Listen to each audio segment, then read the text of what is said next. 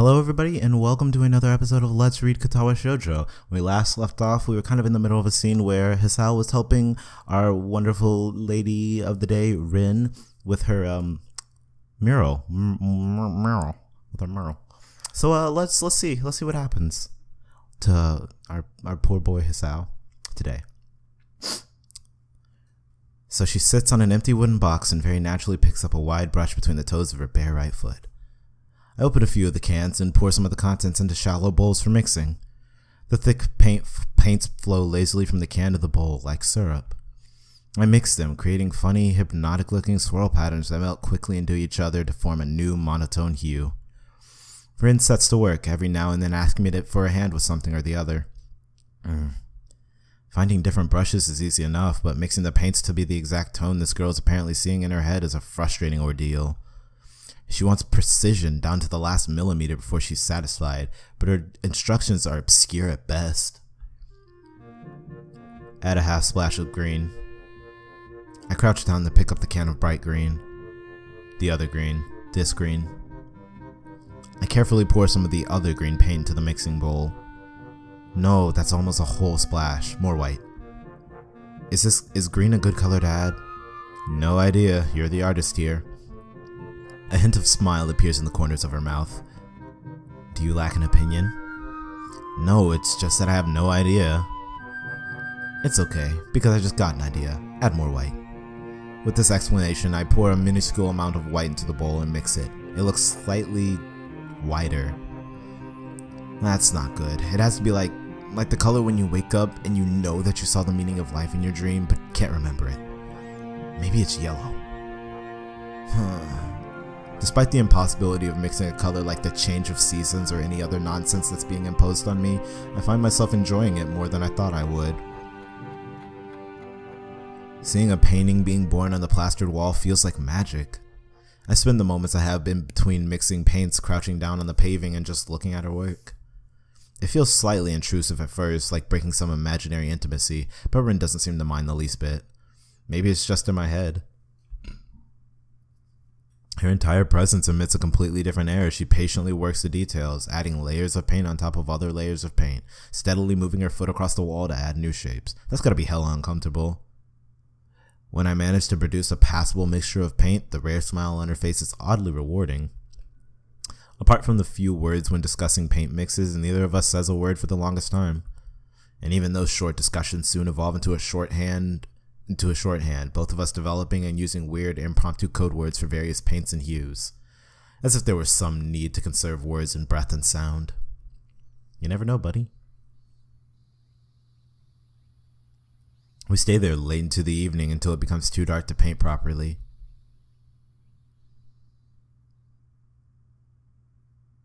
Are you fucking kidding me? I was almost at the end of a fucking scene. I could have just finished it. Yeah. Oh my god. Whatever. It's fine.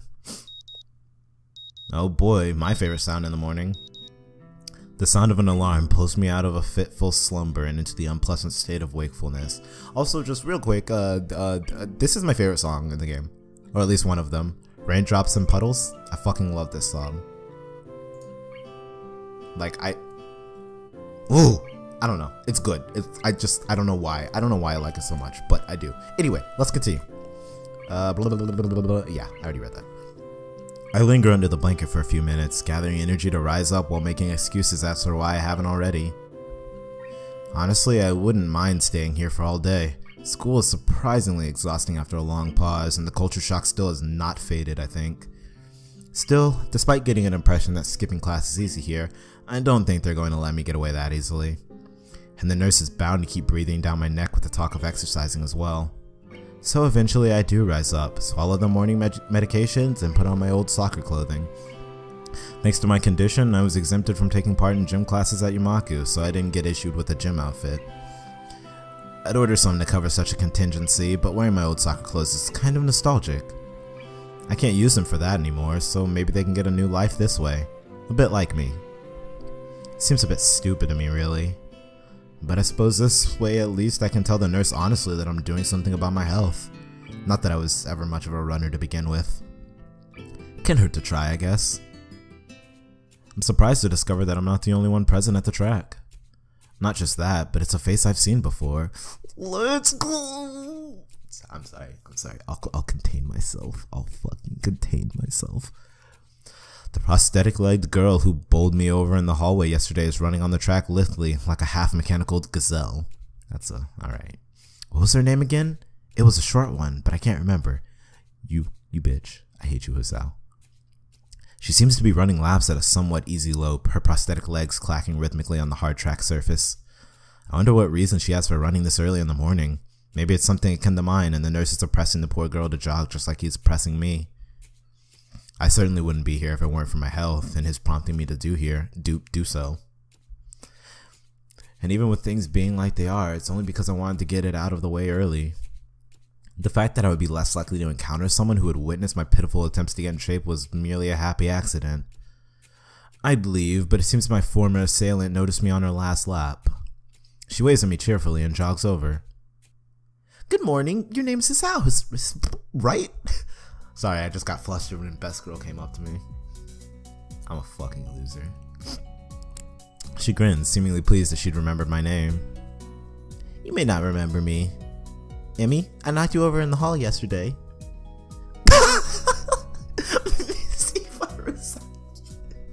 The face of legends. She imitates Misha imitating Shizune, failing to get the same kind of subdued lilt into her high-pitched voice. How could I forget such a blunt introduction? Emmy has the decency to look vaguely apologetic for a moment before giggling. Yeah, sorry about that. Again. Well, so long as you don't make a habit of it, I suppose I'll be fine. Great! I'm not sure she realized I was joking. So the spy consultant the nurse was talking about, is that actually you?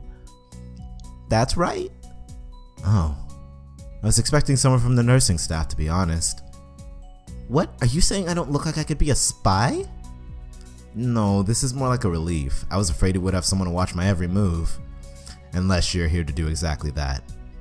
I'd let her watch my every move. No, I'm here for my own reasons. The nurse just asked me if I had seen a messy-haired transfer student who looked like he's kind of lost around the track. So why are you down here? Amy strikes a dramatic pose. Training. For what? Track. Ah, I see. You're on the track team then. Amy nods enthusiastically. Yep, I'm one of the better runners too. And modest about it too. Hey, you should join up. It's good exercise, you know. I think that much activity is probably out of the question for me. Nah, I'm not even sure I like running that all that much. Plus, I'm just not in the organized sports, you know? It's true, I've never even really got that much into soccer. I mean, I'd run around with my friends and all, but that was really the only reason I ever played. It wasn't for the glory to be found on the field, that's for sure. Amy seems to understand my meaning. I see. Not into the whole organization thing. But now that you're here, I guess we're going to run together, huh? What? Sure, I guess. Amy seems pleased. Are you going to warm up? Real men don't warm up. Don't be a fucking bitch. Oh no, you always should warm up. Bad Hisao. She scolds me enthusiastically, but then smiles and leans closer. Oh baby, I hate warming up too. She laughs suddenly. Heck, I don't even have to stretch my legs. As if to confirm her statement, she bounces up and down a couple of times, giving a passing impression of standing on a pair of springs. Her leg blades seem to be quite elastic. Let's go! Why would you let him do this? So we both take off around the track, and I can immediately see that she wasn't lying about being good at running. Amy moves fluidly, throwing herself into the run with a sort of wild abandon. I find myself concentrating more on running properly. Frankly, I don't remember if there's any particular form for running, but I can't help but feel like I'm doing it wrong somehow. I feel awkward in comparison to Amy, who never seems to break stride. I don't think I want to do this anymore. I'm really not feeling up to more than a couple of laps today, and slow to a walk pretty quickly. Game, hello? Okay. Amy keeps running and doesn't seem to notice I've stopped until she passes me a second time. She quickly skids to a halt, breathing steadily in contrast to my own somewhat gasping demeanor. Finished already? I hang my head ruefully. Yeah, I'm not in very good shape right now. Amy nods and then grins at me again. She seems to do a lot of smiling. Well, the important thing is you started, right? Next time, you just have to try to hold out longer, and then longer and longer, and eventually you'll be great. I'll keep that in mind. But I think right now I'm going to go get ready for class. Shouldn't you? Amy shrugs unconcernedly. Nah, I've got plenty of time. I noticed that she's not wearing a watch. Are you sure? Another careless shrug. Not really, but I've got to finish my routine. See you later, Isao. Yeah, see ya. Apart from feeling more tired than before, I don't think I accomplished anything today. I'm so out of shape it's embarrassing.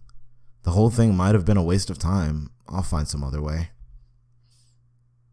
I head back to the dorms to wash and change into my uniform, trying to resist the urge to take a really long and hot shower. I'm tired from all the running, so I just want to unwind, but I don't want to break my slowly building routine of getting to school before the morning rush.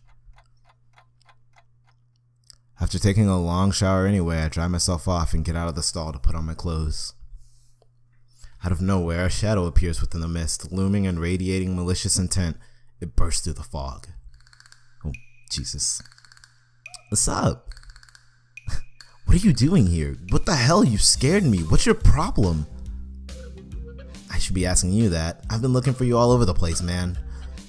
What do you mean all over the place? I want to ask if he's been looking for me like that, stark naked, but hold my tongue back. I finally realize I'm still naked too and quickly hold up my shirt in front of me, but Kenji doesn't seem to notice a thing. His glasses are fogged up, but then why doesn't he wipe them off?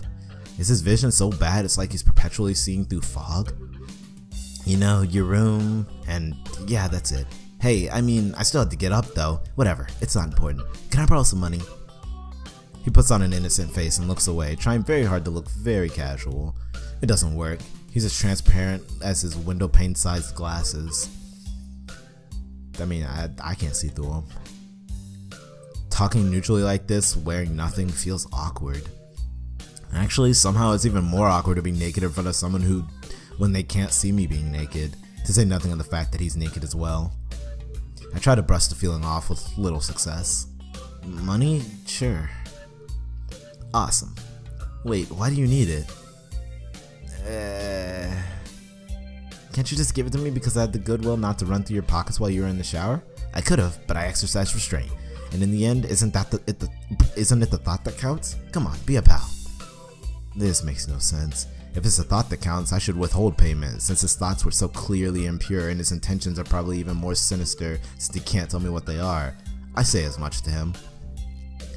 I'm offended, man, but if that is your game, then fine. I guess I have no choice. I want to order for pizza, and I already have most of the cost of the pizza. I need your help for the rest. I get some of that pizza too, right? No. Are you serious? Yeah, I would give you some, but you have class. You don't have time to eat a pizza. What about you? I'm not going to class. I have to wait for the pizza and pay the guy, and then eat it. It's not easy. You have to obtain the pizza stealthily. If you don't, everyone will see you and the pizza, and they will ask for a slice. It's a hard world out there. Everyone wants a piece, then you're left pizzaless in an unforgiving world. It's happened before, that's how I know. Every day I plan my vengeance so that when the people who wronged me order a pizza, I will be there, ever vigilant. Kenji strikes a dramatic pose, completely without irony.